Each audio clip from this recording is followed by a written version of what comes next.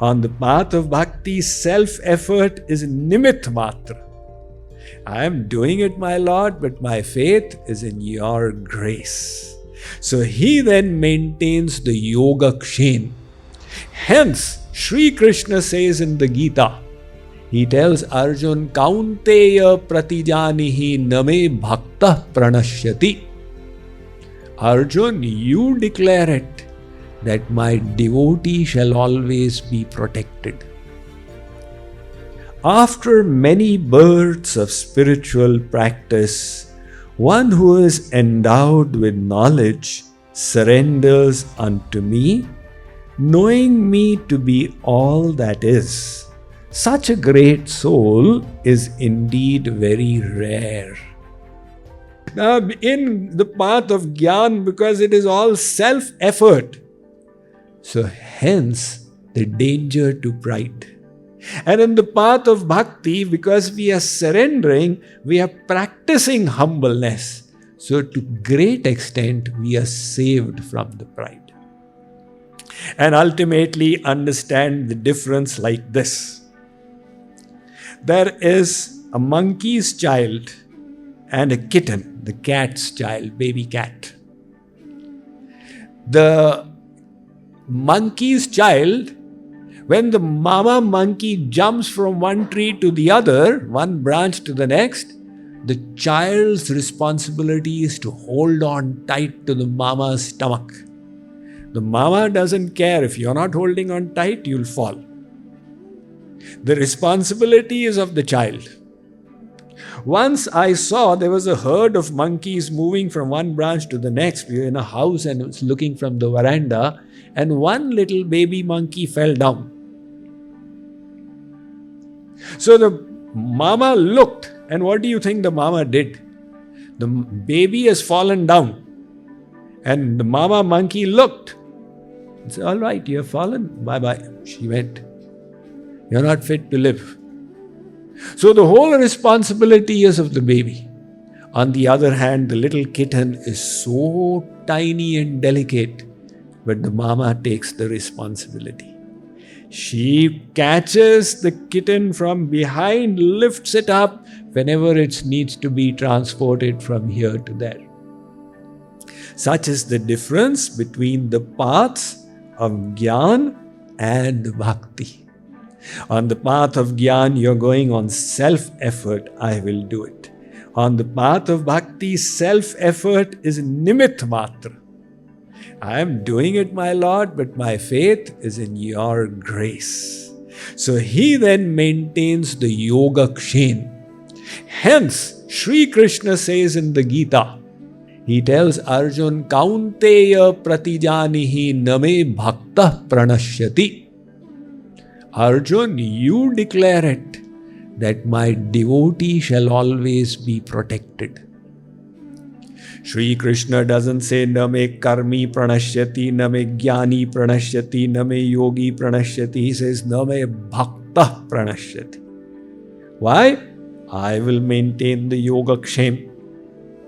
Yoga-Kṣhem is the slogan of Life Insurance Corporation of India. First, there was only one insurance company in India, like LIC. And they got this slogan from the Bhagavad Gita, Yoga-Kṣemam vahamyam. Well, that is the promise of Sri Krishna towards his devotees. When Sri Krishna says that I will do the Yoga-Kṣhem. Yoga means what spiritual assets you don't have, but you need. I will give them to you. And Kṣhem means what spiritual assets you have, I will protect them.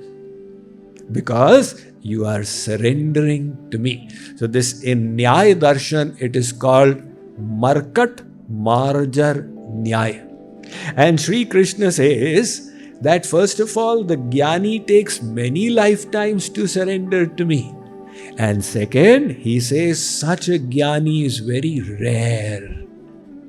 Why? Because so many Jñānīs don't make it. On the path itself, they have a downfall. So a few of them, they reach the goal. Now, the proof that Gyan leads to Bhakti is that the biggest Jñānis are also devotees. And who is the biggest Jñāni of all?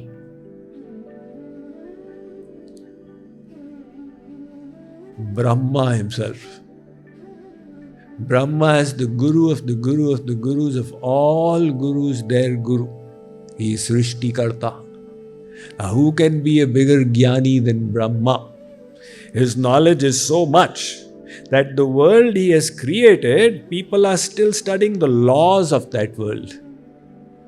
No scientist can make a new tattva, a new entity. They only take the tattvas that Brahma made and they keep doing plus minus in it. So the maker ultimately is Brahma. Sometimes people bring sabzis for me. One lady brought some sabzi and I said, Devi ji, this sabzi is so nice. Who made it? So she said, Swamiji, I made it. I said, did you make the aloo or did you make the gobi?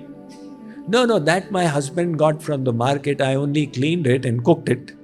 So who made that aloo and gobi? It was mud transforming into vegetables. The maker of the elements of the world is Brahma. And that Brahma, he hankers for bhakti. There is an episode in the Bhagavatam where when Sri Krishna avatar took place, Narad went and told Brahma, Father, do you know that in your universe, God has descended? Brahma said, really? I was not aware. Where is the avatar taken place? In Gokul. Brahma in his mind thought, I wish to see the Leela of God. And Sri Krishna knows everything.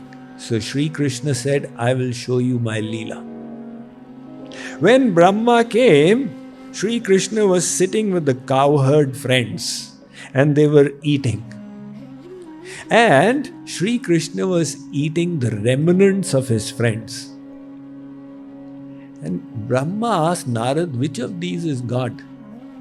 Narad said, you know that one, the blue complexioned one with the peacock crown, he is God. Brahma said, that chokra? Arey, he's eating the remnants of these ahirs. How can he be God? If he was eating the remnants of Brahmans, still we can say, he is God. So Narad left.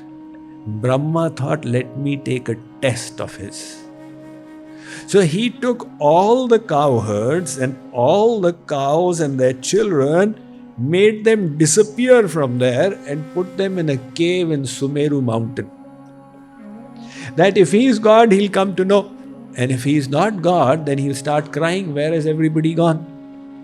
So when Brahma did this, Sri Krishna said, oh, you are challenging me? By my power you are Brahma and today you are challenging me? It's like, the main switch of the house challenging the power station. So what Sri Krishna did was, he took on the form of all the cowherds and all the cows himself. And everything continued in the same manner. Now, for anybody to do an act, it's so difficult when this boy goes home. Does he say mummy, or does he say mataji, or does he say mate? With Sri Krishna is the all-knowing God, he knows exactly how everyone is. So he replicated everything perfectly, and the mothers don't realize why we are loving our child so much. Because God has become the child now. And the cows also, milk is just pouring out of their udders. God has become the calf. Now Brahmaji, he went to Brahmalok, and by the time he said, okay, let me check up what's going on, a full 1 year had gone by the earth time calculations. And for 1 year, everything was continuing perfectly. So when Brahmaji reached there, he saw like before, Sri Krishna sitting with the cowherds and the friends. Brahmaji said, I had hidden them there, how come they are here? He went to Sumeru Parvat, found them all unconscious there. Now he realized supreme power has come. So now he came running back. And this time Sri Krishna showed his Narayan form from all of them. And Brahmaji then fell at his feet. He said, Tad bhuri bhagyamiha janma kimapyatavyam yad gokulepi katamangri rajobhishekam yad jivitam tu nikhilam bhagavan mukundastwadyapi yat padaraja shruti mirgyameva. He says, Aho bhagyam, aho bhagyam. How can I describe the good fortune of these little children? God has become their friend. I am Vidhata. People call me Vidhata. I write the destiny of everyone. What destiny will I write of these little ones who has God as their friend? So he said, Oh Sri Krishna, in my next life, don't make me Brahma. Then make me some plant, some blade of grass, some creeper in this land of Braj. So these devotees of yours who have such personal interaction, I'll get the dust of their feet and become eligible for this kind of bhakti. This is Brahma's prayer in the Bhagavatam. The biggest of Jñānīs is yearning for prema. So Sri Krishna has given the verdict that look, the end of knowledge is in love.